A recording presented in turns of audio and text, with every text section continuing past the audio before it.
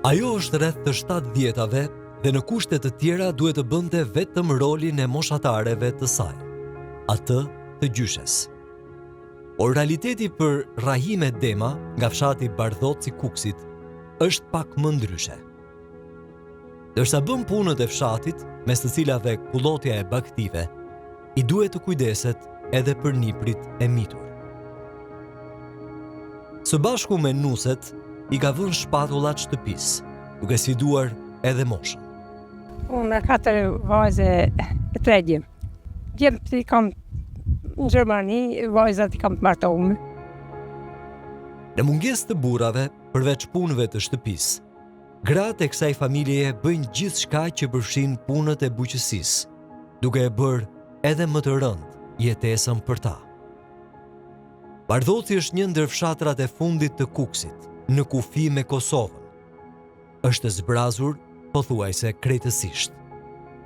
Zërat e fëmijëve dëgjohen në të rrallë, dhe po aq rrallë mund të shohësh edhe njerëz rrugëve, sidomos të gjinisë mashkullore. Ata pak burra që ndesh janë të gjithë moshe thyer. Gratë dhe na që jemi moshe tretë, tjetër s'kije, që tash me rani zjarë këto në fshat, nuk gjinet asë një ri, dhe shkët dalim na plesht, edhe gratë, s'ka tjetër. Rahman Dema është aktualisht kryeplak i fshatit, por për 4 vite me radhë ka qenë edhe kryetari i komunës së Tërthores në Kukës, ku bën pjesë edhe Bardhoci. Për të shkaktari i kësaj braktisje masive është mungesa e politikave sociale. Sipas kryeplakut, arresa totale nga shteti, pamundësia për të gjetur një punë dhe infrastruktura e vështirë e fshatit ka bërë që djemt dhe burrat të largohen drejt emigrimit, duke lënë pas të vegjëlit, të pamundurit dhe në mas gratë. Ky fshat dikur gumzhinte, dikur ky fshat jetohej, në këtë fshat dikur kishte rini. Ky fshat më përpara ka pas rreth 100 shtëpi, në një kohë që tani prafërsisht mund të jenë rreth 40 shtëpi. Rinia ka marrë emigracionin, Gjermaninë, Anglinë, Greqinë. Shpesh kur flasim për emigrimin, mendojmë banor që ikin e jetojnë në vende të tjera. Por vitet e fundit këto zona po njohin një tjetër tip emigrimi, atë ditor. Në ato që janë, një 23 ditën një së në gjensh këto hiqë. Punojnë në Kosovë. Vjen llogarit që Kosova ku ka në luft, e ka dalë para nesh. Vjen e marrin punëtorën. Prej këto mot, i paguajnë fugonin, i merr dispozicion të në kohën, e qanë në Kosovë.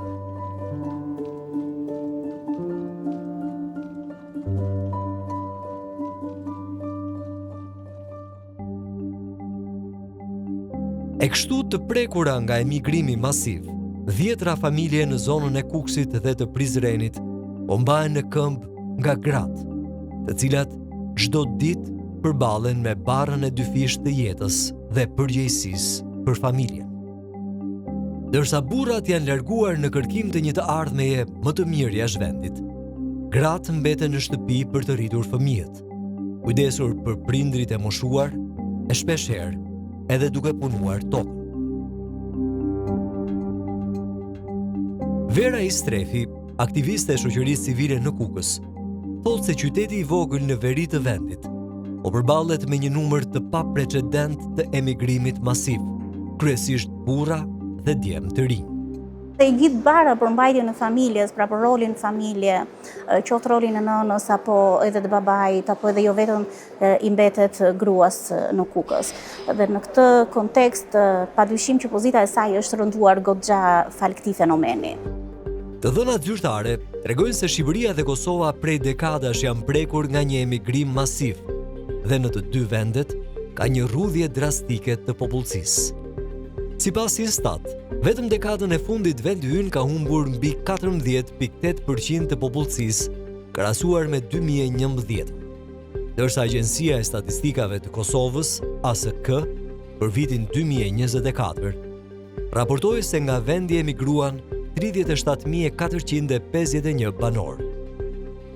Popullsia e vlerësuar e Kosovës në vitin 2024 ishte 1.585.590 banor rezident, raporton ASK. Ndonse të dyja vendet po vuajnë nga emigrimi, duket se Shqipëria dhe Kosova po e përjetojnë shpopullimin në mënyra të ndryshme. Në Kosovë, më i dukshëm ky fenomen ishte në fund të viteve 90, pak para luftës. Kemi pas raste, për shembull, nusën kemi shku me marë, mirë po dhëndri nuk ka qenë prezent aty. Dhëndri ka qenë diku jashtë në migrim. Po është rënd janë këto momente, mirë po dasma ka vazhdu në mënyrë shumë normale. Kishe ka qenë aty edhe dhëndri.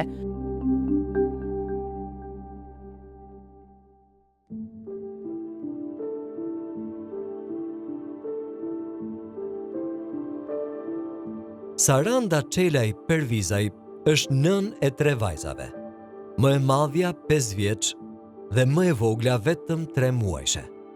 Dita e saj mbushet me angazhimet që kanë kryefjalë, mirërritjen e fëmijëve dhe kujdesin për shtëpinë. Na si nona kena pak ma problem për shkak se burrat këtë shkojnë në gërbet. Na duhet më mirë me çdo punë të shtëpisë, edhe normal me fëmijë, por është nis muajin diçka, po duhet më ngajt mastive. Punët e familjes janë ndarë vetëm mes grave. Nusja merret me punët brenda shtëpisë, ndërsa vjera u kushtohet punëve të buqësisë.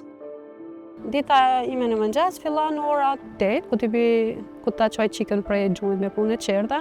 Atëherë mira me vajzat tjera dhe gjatë ditës mira me fëmijë. Ndryshe nga Shqipëria, ku politikat sociale janë minimaliste, Kosova ka ndërmarrë disa nisma për të mbështetur gratë apo prindrit që duan të angazhohen në rritjen e nipërve dhe mbesave. Mund të përfitojnë një pagesë prej 100 euro në muaj. Aktualisht çdo lehon merr një pagesë prej 325 euro, pavarësisht nëse ka punuar apo jo, ndërsa ata që kanë qenë në marrëdhënie pune marrin edhe 70% të pagës për gjatë gjithë kohës së lejes së lindjes. Dërsa kanë edhe një pagesë simbolike prej 10 euro në muaj për fëmijën e parë, 20 për fëmijën e dytë dhe 30 euro në muaj për fëmijën e tretë. Mungesa e anëtarëve tjerë të familjes e krijon këtë detyrimisht që një grua të përballet të qëndrojë në shtëpi dhe të krijojë domethënë një ambient mirë për fëmijët e tyre ose për familjet e tyre, por ndryshe nëse është domethënë një burr, një grua për punë, nuk e mendoj, sepse të gjithë kanë drejta të barabarta. Edhe pse një masë sociale, sërish opsionet ndahen edhe këtu. Tringa Kasemi e sheh këtë politikë sociale si një lloj skllavërie të re të grave, pasi sipas saj, kjo formë mbështetjeje i njeh gruas vetëm rolin e saj riprodhues dhe mban larg tregut të punës. Ne po kërkojmë rikthimin e grave në tregun e punës, të jenë ato të punësuara, të fitojnë vetë mjetet e tyre dhe ta mbajnë vetveten e tyre. Me këto politika fatshkurta, të cilat janë të kundërta me ato të drejtave të njeriut dhe barazisë gjinore, unë po besoj që qeverisja në Kosovë e ka mirëmbajt rolin riprodhues të grave dhe vajzave. Duke u referuar statistikave për numrin e lartë të grave që janë jashtë tregut të punës dhe nuk duan të gjejnë një punë, Tringa i konsideron afatshkurtra këto nisma të qeverisë që nuk e përmirësojnë pozicionin e grave në tregun e punës. Mbi 60 apo 70%, nuk e di tani me statistika shumë të fundit, por e kemi një numër shumë të madh të grave të cilat as nuk kërkojnë punë dhe kjo është kogja shqetësuese. Dhe fakti i dytë shqetësues është që qeverisja në Kosovë nuk e ka prioritet punësimin e grave për një mend. Jo më larg është realiteti i Shqipërisë për punët e grave. Ajo çka na diferencon nga Kosova në fakt janë të ardhurat. Raze Cenaj nga Shtiqeni, një tjetër fshat i Kuksit, e nis ditën pas bardhur Miragimi. Nën e 3 fëmijëve të mitur, ajo jeton me prindrit e moshuar të bashkëshortit, i cili është në emigrim. Zgjëm mëngjes me babun të sabafit, me shku të lopa, fëmijët gati me qenë shkollë, pastaj punë tjera për shtëpi. Mes kujdesjes për fëmijët, punëve të buqësisë dhe mbirëmbajtjes së shtëpisë, e ndihmon edhe ëma e bashkëshortit, tashmë në të 70-tat. Të dy gratë janë kthyer në shtyllën e familjes. Edhe pse i shoqi udhëton shpesh drejt Greqisë për punë sezonale, paratë që ai siguron nuk mjaftojnë. Për këtë arsye, familja mbështetet kryesisht tek ato pak prodhime blegtorale që sigurohen nga puna e dy grave të familjes dhe ndihma sociale. Po sa e shështon e si ka hin në klasë parë, që më pa mërë 8 ditë, që na ja bon 93.000 lekë.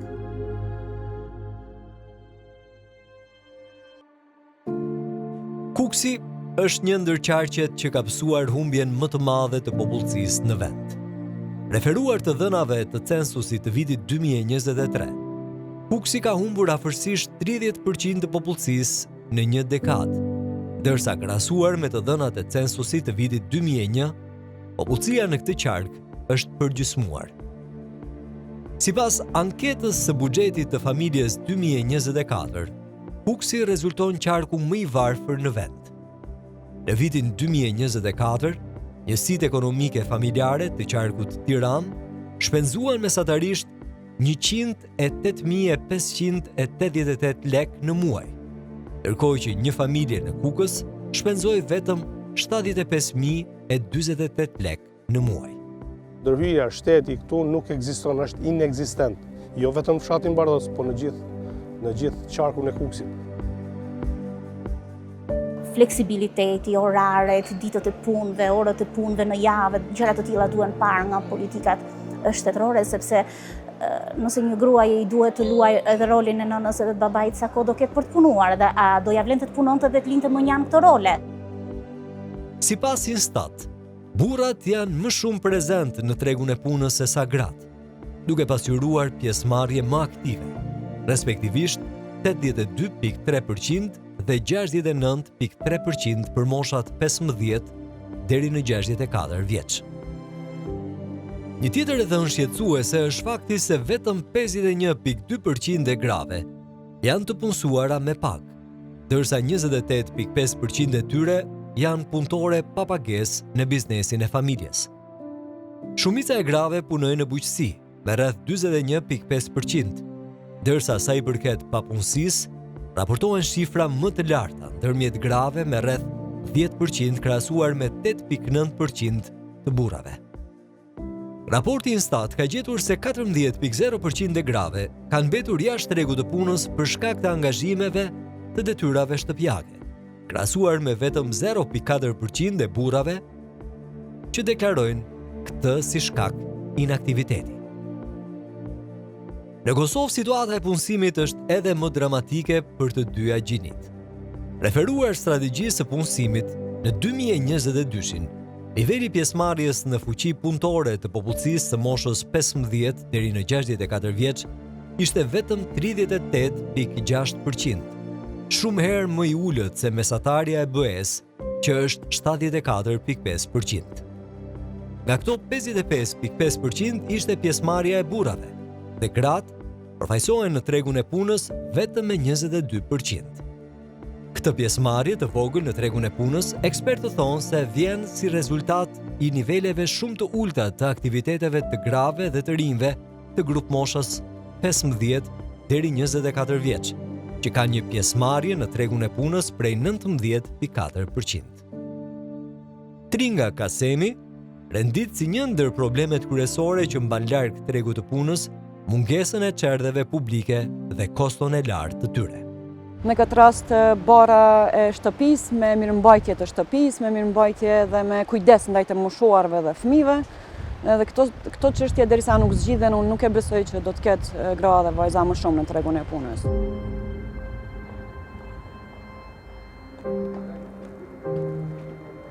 Albulena Likaj, mësuese në shkollën Mitat Frashëri në Krajk, rrethin e Prizrenit, thotë se në zonë është e vështirë të gjesh një shtëpi që nuk e ka një emigrant. Si pasojë, para bie migrat. Kjo zonë është shumë e prekur nga migrimi. Shkaku që shumë njerëz familjar të shtëpisë duhet të migrojnë jashtë shtetit për të gjetur një punë, domethënë kanë emigruar qysh më herët vite më përpara, dhe kjo është arsyeja dhe mungesa e nxënësve në shkollë. Hem Çoçaj, drejtuesi i kësaj shkolle, thotë se si pasojë e emigrimit numri i nxënësve ka rënë me 30%, krahasuar me vitin 2000. Me bani krahasim me numrin e nxënësve prej pas lufte në vitet 2000-2001 dhe tani në vitet 2025-26, ky numër është i konsiderueshëm. Thuaj rreth 30% është më i vogël. Pas lufte është një fenomen tjetër në regionin e Hasit. Shumica e familjeve shkojnë komplet. Me gra, me fëmijë, me burra, edhe për një ekonomi më të mirë, domethënë për një gjendje, një ndërtim të së ardhmes më të ndritur. Kësaj ane të kufirit, Vera Istrefi, nga qendra e këshillimit të grave dhe shërbimeve sociale, sugjeron një analizë të mirëfillt për të përcaktuar si duhen mbështetur gratë dhe vajzat në Kukës. Sipas saj, për shkak të emigrimit të burrave, gratë po vetë privohen që të realizojnë këto role që i kanë marrë përsipër në familje. Fenomenet ndodhin. Ka ndodhur, edhe në këtë moment duhen marrë masa që të zbuten efektet e këtyre fenomeneve. Edhe zbutja e këtyre efekteve të këtyre fenomeneve sigurisht që në një nga format është punësimi i grave dhe vajzave, por edhe jo vetëm. Sepse duhen parë politika të tilla që të mbështesin gratë dhe vajzat që ofrojnë shërbime në familjen e tyre. Të ardhurat nga emigrimi vazhdojnë të mbajnë gjallë një pjesë të konsiderueshme të familjeve shqiptare. Sipas rezultateve të anketës së migracionit të familjeve 2024, rreth 37% e familjeve shqiptare kanë të paktën një antar që ka emigruar dhe 1.6 milion shqiptar jetojnë jashtë vendit. Përgjatë 12 viteve të fundit, 108.000 persona janë kthyer në Shqipëri. Anketa ka gjetur se emigrantët fitojnë mesatarisht 2.5 herë më shumë se sa në Shqipëri, dhe një pjesë e mirë e këtyre parave u dërgojnë në formën e mbështetjes për familjet që kanë lëmë pas. Këto para, familjet i përdorin për konsum bazë, si ushqimi, shpenzimet e përditshme dhe kujdesi shëndetësor. Vera Istrefi thot megjithatë se në vitet në vijim kjo lidhje me familjen e origjinës do të zbehet. Dhe problemet që do të lërë pas emigracioni do të jenë shumë më të mëdha. Po shohim vetëm majën e icebergut të asaj problematike sociale që sjell emigrimi, sepse ndoshta vitet e para të emigracionit, ndoshta brezi i parë i të emigruarve janë pak më të lidhur dhe ndjen një farë detyrimi për t'i përgjigjur disa kërkesave qoftë ekonomike të familjes, po do vi një moment që ata do krijojnë jetën e tyre atje në të gjitha dimensionet edhe kthimi i kokës pas drejt problematikave të familjeve ku i kanë lënë do të jetë më i pakët. Pavarësisht problemeve, duket se gjërat kanë filluar dhe lëvizin për mirë. Ndërsa pranojnë se rritja e fëmijëve dhe kujdesi për ta ende vijon të shihet si një detyrim vetëm i nënave, gratë nuk e projektojnë veten vetëm duke i shërbyer familjes, por aspirojnë që një ditë të kenë mundësi të realizohen. Ndryshe shkot punon, ato të ndihmojnë për çdo lloj për me rrit një fëmijë, po në kurse përparja jote që e punon me dirën se në ballet edhe e shpenzon qysh ki qep. Ne është ma lirë me harxhu qysh dush vetë. Albulena dhe bashkëshorti i saj nuk e kanë menduar asnjëherë emigrimin. Jam rritur në një familje që duhet ta duan dhe ta shmojnë, ta respektojnë vendin ku jetojnë. Me fokus fuqizimin ekonomik të gruas, një nevojë që ka dalë gjatë takimeve në terren, Shkykrane Berisha thotë se po përpiqen të fuqizojnë gratë në të gjithë rajonin. Na jemi mësu vetëm gruaja me dominu në shtëpi, në kuptimin e asaj me udhëhet shtëpinë, me rrit fëmijët, me eduku fëmijët edhe çaq ku kry roli i gruas. Jo, është përkundrazi. Për shembull, kam për përvojës teme që kam shoqërinë shumë me gjanë, po ashtu edhe prej grave që kanë shumë gratë shumë të suksesme që udhëheqin institucione të ndryshme, udhëheqin biznise të ndryshme edhe që sjellin shumë sukses. Shtëpitë e bukura të Krajkës ka filluar të qëndrojnë hapur jo vetëm gjatë verës. Me kursimet nga emigrimi, banorët e kësaj zone po e shohin si mundësi rikthimi. Besoj që po kthehen gadal, po ndërtohet ekonomia, po zhvillohet familja me ekonomi më të mirë. Por derisa të ndodh kjo, këtej e andej kufirit, familja, shtëpia e buqësia vazhdoi të mbajtë të njëjtin emër: grua.